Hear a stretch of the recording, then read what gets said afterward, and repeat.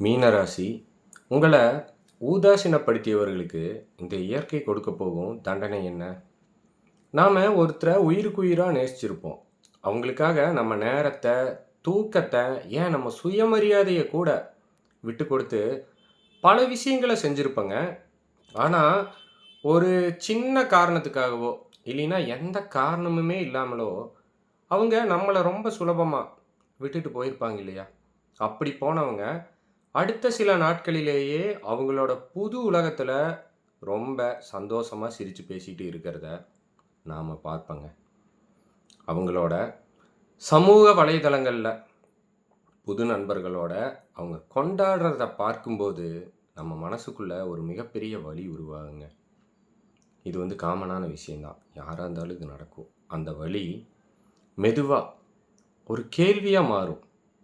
என்ன இவ்வளவு தூரம் காயப்படுத்திட்டு போன ஒருத்தரால் எப்படி இவ்வளவு நிம்மதியாக இருக்க முடியுது? நான் இங்கே அழுதுட்டு இருக்கேன், ஆனால் அவங்க வாழ்க்கை மட்டும் எந்த பிரச்சனையும் இல்லாமல் போயிட்டு இருக்கே. இங்கே நியாயமான ஒன்று இருக்கா? இந்த இயற்கை அவங்கள எப்போ தண்டிக்கும்? இந்த மாதிரியான கேள்வி மீன ராசியில் பிறந்த பல பேரோட மனசில் அடிக்கடி எழுற ஒரு விஷயமா இல்லையா? ஆமானா உண்மைன்னு ஒரு கமெண்ட் பண்ணுங்கள். முதல்ல ஒரு விஷயத்தை நாம் தெளிவாக புரிஞ்சுக்கணும். இந்த சினிமாக்கள்லையெல்லாம் காட்டுற மாதிரி ஒருத்தர் நம்மளை ஏமாத்துனது அடுத்த வாரமே அவங்களுக்கு ஒரு பெரிய விபத்து நடப்பதோ, அவங்க தொழிலில் பெரிய நஷ்டம் வர்றதோ, இல்லைன்னா அவங்க தெருவில் நின்று அழுவதோ, இந்த இயற்கையோட வழக்கம் அது கிடையாதுங்க. இயற்கை எப்பவுமே அவசரப்படாது. அதோட நீதி ரொம்ப அமைதியானது. ஆனால் கவலையே படாதீங்க, தப்பிக்கவே முடியாத அளவுக்கு ரொம்ப ஆழமானது. ஒருத்தருக்கு இயற்கை கொடுக்குற மிகப்பெரிய தண்டனை என்ன தெரியுமா? அவங்க உடம்பை தாக்குறதோ இல்லைன்னா அவங்களுடைய பணத்தை பறிக்கிறதோ இல்லை, அவங்களோட மன நிம்மதியை அவங்களுக்கே தெரியாமல் அவங்கள விட்டு நிரந்தரமாக விளக்குவது தான். அது எப்படி நடக்கும்னு புரிஞ்சுக்க முதல்ல நீங்கள் யார், உங்களோட உண்மையான குணம் என்னங்கிறத நீங்கள் தெரிஞ்சுக்கணும். மீன ராசியில் பிறந்தவங்களுக்கு இயல்பாகவே பார்த்தீங்கன்னா ஒரு அசாத்தியமான குணம் ஒன்று உண்டு. நீங்கள் ஒருத்தர் மேலே அன்பாக இருந்தீங்கன்னா அதை வார்த்தையில் சொல்கிறத விட செயலில் அதிகமாக காட்டுவீங்க. உங்கள் அன்புக்கு எந்த நிபந்தனையுமே இருக்காது. அவங்களுக்கு ஒரு பிரச்சனைனா அவங்க உங்களை கூப்பிடணும்னு அவசியமே இல்லைங்க. அவங்களுக்கு பிரச்சனை வரையில் அவங்க உங்களை கூப்பிடணும்னு எந்த அவசியமே இல்லை. அவங்க முகம் வாடி இருந்தாலே நீங்கள் அவங்க பக்கத்தில் போய் நிற்பீங்க. அவங்களுடைய கோபத்தை, விரக்தியை, சில சமயம் அவங்களுடைய நியாயமே இல்லாத வார்த்தைகளை கூட ஒரு ஸ்பாஞ்ச் மாதிரி நீங்கள் உள்வாங்கிக்குவீங்க. எந்த ஒரு பிரதிபலனும் எதிர்பார்க்காம அவங்கள சுற்றி ஒரு பெரிய கண்ணுக்கு தெரியாத ஒரு பாதுகாப்பு வளையமாகவே நீங்கள் மாறி இருப்பீங்க அவங்களுக்காக. இந்த இடத்துல தாங்க முக்கியமான ஒரு விஷயத்தை நம்ம புரிஞ்சுக்கணும். நீங்கள் இப்படி எந்த எதிர்பார்ப்பும் இல்லாமல் அவங்களுக்காகவே வாழ்ந்துக்கிட்டு இருக்கும்போது அந்த நபருக்கு ஒரு மாயையான எண்ணம் உருவாகும். நாம் ரொம்ப அதிர்ஷ்டசாலி, நம்ம வாழ்க்கை ரொம்ப ஸ்மூத்தாக போயிட்டு இருக்கு, நாம் எந்த தப்பு பண்ணினாலும் எந்த முடிவெடுத்தாலும் எல்லாமே சரியாக நடக்குதுன்னு அவங்க நம்ப ஆரம்பிச்சிடுவாங்க. ஆனால் இந்த உண்மையான நிதர்சனம் என்னென்னா, அவங்க வாழ்க்கை அவ்வளவு சரியாக போகிறதுக்கு காரணம் அவங்களுடைய சாமர்த்தியம் கிடையாதுங்க. அவங்களுக்காக சின்ன சின்ன வழிகளை எல்லாம் நீங்கள் தாங்கிட்டு இருந்தது தான் அந்த காரணம். ஏன்னா நீங்கள் அவங்களோட கஷ்டத்தை பூரா எடுத்துட்டா அவங்க வாழ்க்கை நல்லா போகிற மாதிரி தான் தெரியும். அவங்க நடக்கிற பாதையில் இருக்கிற முட்களை எல்லாம் அவங்களுக்கே தெரியாமலேயே நீங்கள் அப்புறப்படுத்திகிட்டே இருந்தீங்க. அந்த நிம்மதி நீங்கள் கொடுத்தது, அந்த அதிர்ஷ்டம் உங்களுடையது. இதை அவங்க என்னைக்குமே உணர்ந்ததே இல்லை. இதுதான் நிதர்சனமான உண்மை. அதனால தான் ஒரு கட்டத்தில் நீங்கள் அவங்களுக்கு ஒரு சுமையாவோ இல்லை ஒரு சலிப்பாவோ தெரிய ஆரம்பித்த உடனே ரொம்ப சுலபமாக உங்களை ஊதாசீனப்படுத்திட்டு அவங்களால போக முடியுது. சரி, உங்கள விட்டு போன உடனே அவங்க ஏன் அவ்வளவு சந்தோஷமா இருக்காங்க? இத கொஞ்சம் ஆழமா யோசிச்சு பாருங்க. பல வருஷமா ஒரு பொறுப்புல இருக்கிற ஒருத்தர், திடீர்னு அந்த பொறுப்புல இருந்து விலகும்போது, அவருக்கு ஒரு தற்காலிகமான சுதந்திரம் கிடைச்ச மாதிரி தோணுங்க. உங்களை விட்டுப் போன அந்த நபருக்கும் அப்படித்தான் இருந்திருக்கும். யாரும் நம்மள கேள்வி கேட்கப் போறதில்ல. நம்ம இஷ்டத்துக்கு நம்ம இருக்கலாம். ஒரு போலித்தனமான உற்சாகம் அவங்களுக்குள்ள வந்துருங்க. ஏன்னா, நீங்க அவ்வளோ கேர் எடுத்திருப்பீங்க. அவங்கள ஒவ்வொரு விஷயத்திலயும் அவ்வளோ கேர் எடுத்து அவ்வளோ அட்வைஸ் பண்ணியிருப்பீங்க. அதெல்லாம் இப்ப அவங்களுக்கு சுதந்திரமா தெரியும். இந்த புதுசா கிடைக்கிற நண்பர்கள், புதுசா கிடைக்கிற உறவுகள் எல்லாமே அவங்களுக்கு ஒரு பெரிய கொண்டாட்டமாகத்தான் தோணும். இதைத்தாங்க நீங்க வெளியில இருந்து பார்த்துட்டு, அவங்க நிம்மதியா இருக்காங்கன்னு தப்பா நெனச்சுக்கிறீங்க. ஆனா, இயற்கையோட தண்டனை அந்த இடத்துல தான் மெதுவாக ஆரம்பிக்கும். ஒரு சில மாதங்கள் எல்லாம் கடக்கும். அந்த புதுமையான மனிதர்களோட உற்சாகம் பார்த்தீங்கன்னா, கொஞ்சம் கொஞ்சமா குறைய ஆரம்பிக்கும். எதுக்குமே ஒரு எண்ட் இருக்கு இல்லையா? வாழ்க்கையோட உண்மையான பிரச்சனைகள், அழுத்தங்கள் அவர்களை கொஞ்சம் கொஞ்சமா நோக்கி வரத் தொடங்கும். அந்த செகண்ட் என்ன நடக்கும்னு நினைக்கிறீங்க? இத்தன நாளா அவங்க எந்த பிரச்சனையையும் நேரடியா சந்திச்சதே இல்ல. ஏன்னா, அவங்களுக்கு முன்னாடி ஒரு கேடய மாதிரி நீங்க நின்னுட்டு இருந்தீங்க. எங்கேங்க விட்டீங்க? அவங்களுக்கு எந்த பிரச்சனைனாலும் ஓடி ஓடி போய் செஞ்சீங்க இல்லையா? இப்போ அந்த பிரச்சனைகள் நேரடியா அவங்களையே தாக்குங்க. அத சமாளிக்க முடியாம அவங்க திணறுவாங்க. இத விட கொடுமையான இன்னொரு விஷயம் கூட நடக்கும். அதுதாங்க கர்மா. அவங்க உங்கள விட்டுட்டு புதுசா ஒருத்தர தேடி போயிருக்கலாம். அவங்க கிட்ட தன்னோட வலிய, தன்னோட கோபத்த காட்ட நினைப்பாங்க. ஆனா, அந்த புது மனிதர்கள் யாருமே உங்கள போல அவங்கள சகிச்சுக்க மாட்டாங்க. "ஏன் இப்படி கோவப்படுற? உனக்கு என்னதான் பிரச்சனைன்னு?" அவங்கள எதிர்த்து கேள்வி கேட்பாங்க.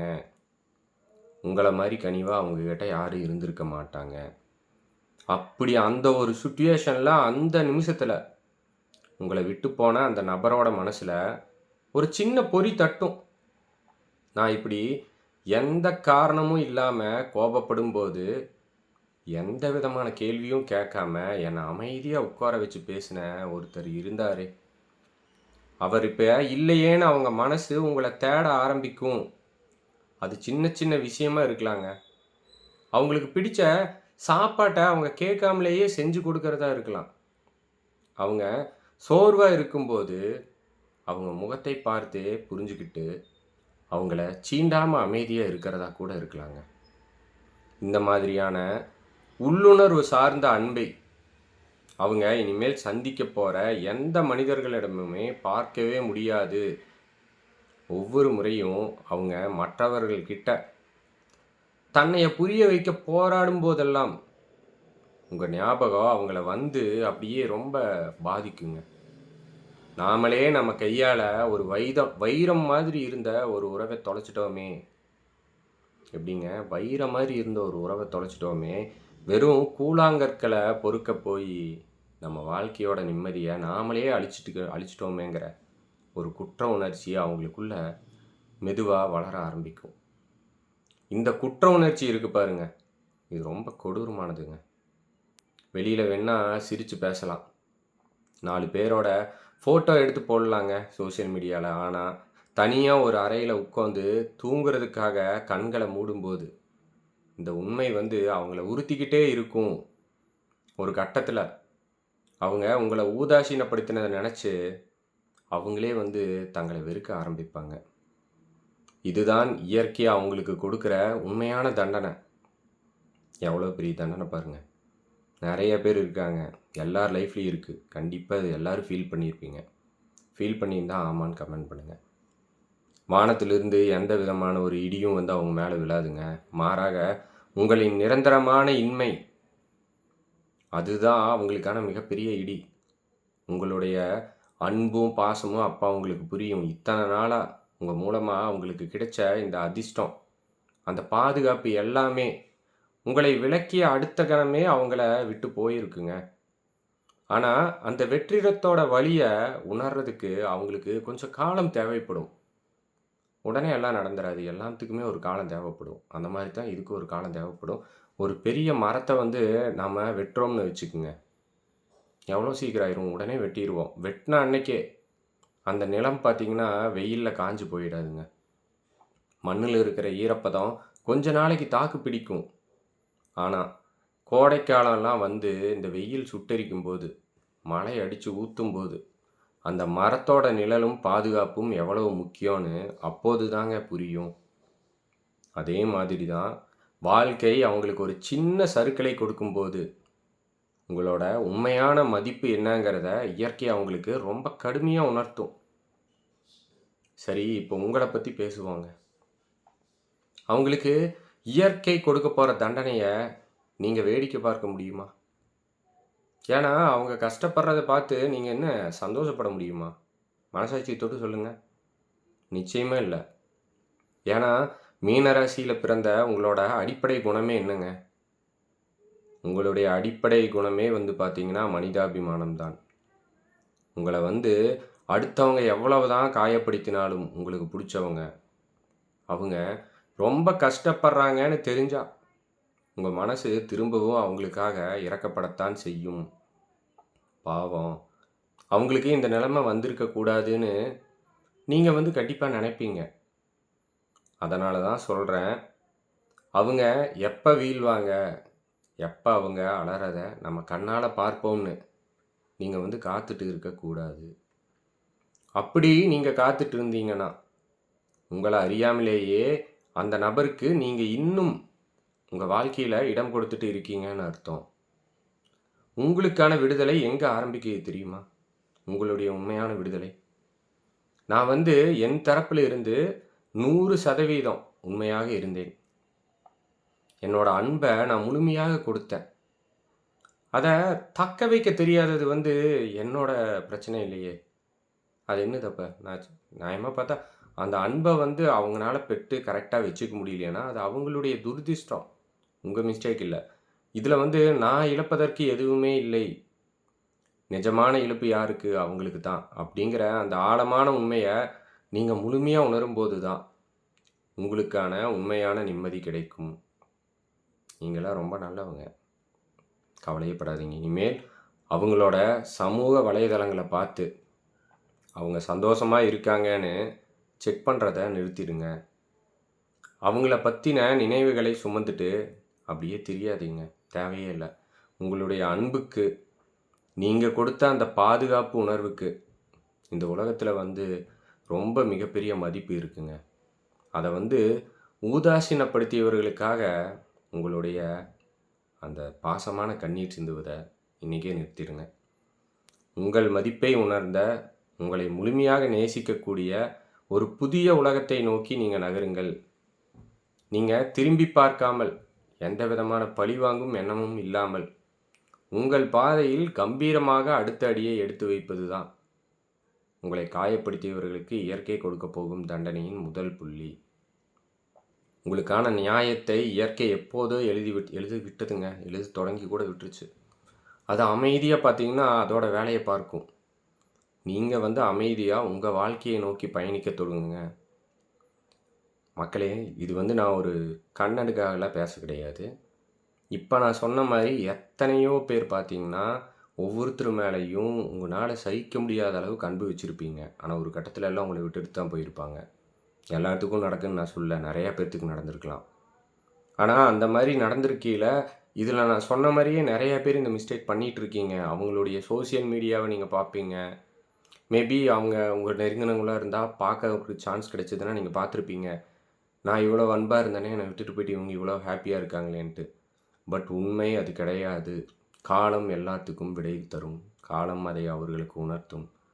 அப்படி அவர்கள் உணரும் தருணத்தில், உண்மையாக நீங்கள் அவரிடம் இருக்க மாட்டீர்கள். உங்கள் மனம் இடம் கொடுக்காது. அத நான் ஒத்துக்கிறேன். இருந்தாலும் ரியாலிட்டி இதுதான். புரிஞ்சிருக்கும்னு நினைக்கிறேன். இந்த வீடியோ உங்களுக்கு பிடிச்சிருந்துச்சுன்னா, ஒரு லைக் பண்ணுங்க, கமெண்ட் பண்ணுங்க. நம்ம சேனலை சப்ஸ்கிரைப் பண்ணுங்க. மீண்டும் இதே மாரி ஒரு நல்ல வீடியோல உங்களை நான் சந்திக்கிறேன். நன்றி. வணக்கம்.